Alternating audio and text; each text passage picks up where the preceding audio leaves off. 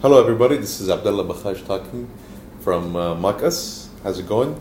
Today's video blog is about the importance of doing pre-validation of any task or any feature in any project and post-validation.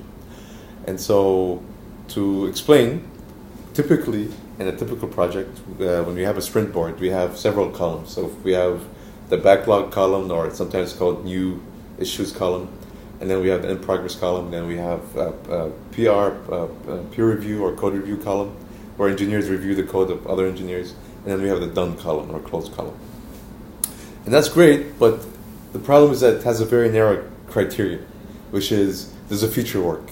But we have no idea, even if the feature works as specified, there is no guarantee that the feature will be well liked or desired by the end user. It's not uncommon that, for example, we spend a lot of time developing features. It works perfect on paper. It looks nice and everything. But then once we deploy it live, we realize that customers either they never go past a page because they don't understand what it's doing, or they just think they don't see much value in it. And that's a big loss because it takes a lot of time and money and thought to actually develop these things. So one approach of solving this is to, after the feature is done, before it's deployed, we have usability tests done by focus groups, people that we believe represent the target market and so on. And if it passes, then we mark it as validated. And so this would be another column in the Scrum board. It would come after the peer review and before the done box. We would say validated. It's actually validated by the end user. And this would involve usability tests that can be recorded on YouTube and so on and so forth. So this is one way of solving that. And this was actually discussed in the book, The Lean Startup, by Eric Ries. Now, but then there's still a problem with this, which is you still would have spent all this time developing the feature and so on, and only then do you do this test. Now, another column that can be added could be at the very beginning of the process. So it would be right after the new column, and it would be called pre-validation. In this case, you'd validate a feature even before it has been developed.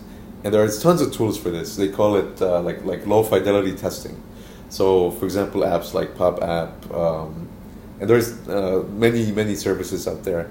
And this could be as simple as getting a paper and pencil, drawing down the feature, or like the screen page. In fact, there's one right now here. We have it on Android. It's called Pop App here. So, for example, if you see this app right here, so this is a sample.